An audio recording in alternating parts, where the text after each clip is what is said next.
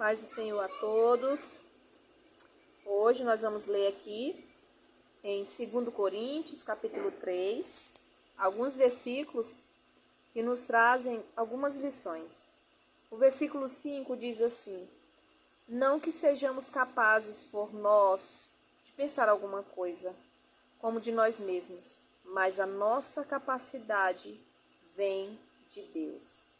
Paulo, o escritor da carta, fala acerca de um pensamento que ele tinha, e um pensamento muito verdadeiro e válido para nós, de que nós temos que reconhecer e compreender que nós não somos capazes de muita coisa, como Paulo diz, de alguma coisa, porque se nós temos capacidade para fazer algo, essa capacidade nos é dada por Deus. Paulo diz que a capacidade, ela vem. Esse termo usado, vem, significa que vem de onde? Do alto, vem de cima, vem de alguém que é maior do que todos nós e que só ele pode dar a capacidade da qual Paulo está falando aqui. Paulo está falando de uma capacidade de vencer problemas, de ser guiado por Deus, de resolver coisas, de dirigir a obra do Senhor, de fortalecer os outros crentes, como se os outros pensassem que Paulo era uma espécie de super-homem. E não, Paulo era apenas um vaso que resolveu obedecer à voz do seu Criador.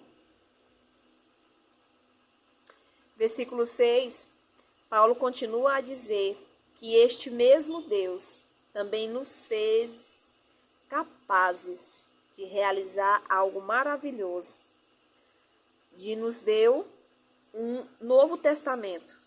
Ministros nós somos dele. E não de letra, como no Antigo Testamento, mas do Espírito, porque a letra mata e o Espírito vivifica.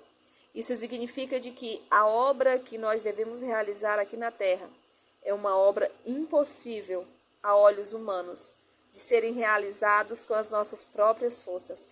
Mas quando nós resolvemos entrar na dependência de Deus, essa obra tão difícil, essa obra tão arduosa, essa obra tão sacrificosa, se torna possível. Por quê? Porque Deus nos possibilita a fazer algo para Ele. E ele continua a dizer nos versos seguintes de que muito maior é este ministério que o Senhor nos deu agora. Este ministério não da letra, mas do Espírito. Porque se antes o ministério da letra, que foi gravado em pedras, teve uma glória tão grande, a qual Moisés, quando desceu do monte, as pessoas não tinham condição de olhar para ele, porque o seu rosto estava resplandecente de tal forma que se alguém olhasse poderia até ficar cego. Quanto maior, Paulo usa essa expressão, quanto maior não é o ministério do Espírito Santo. Este ministério, amados irmãos, está sobre nós. Deus nos incumbiu desta responsabilidade de levar a sua palavra, mas ele não nos deixou órfãos. Jesus disse que iria, mas deixaria o Espírito para que ele cuidasse de nós. Cuidasse em quê? Nas realizações que só a ele é capaz de serem resolvidas. E Paulo diz que é confiando nesta esperança, versículo 12, que usamos de muita ousadia no falar.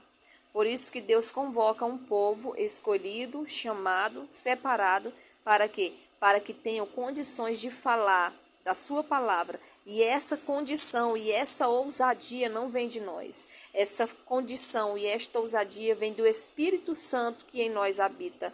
Paulo diz que se antes as pessoas cobriam o rosto por causa da glória de Deus, agora que nós já conhecemos este Deus e conhecemos essa glória, porque o Senhor é Espírito e onde tem Espírito tem liberdade, nós somos libertos do véu. Agora nós, com a cara descoberta, refletimos no espelho a glória do Senhor. E esta glória, a cada dia, vai produzindo mais glória, ao passo de que de glória em glória, na mesma imagem de Deus, como pelo Espírito Santo do Senhor, nós avançamos. Continue firme nas promessas, nos propósitos, na vontade do coração de Deus. Amém.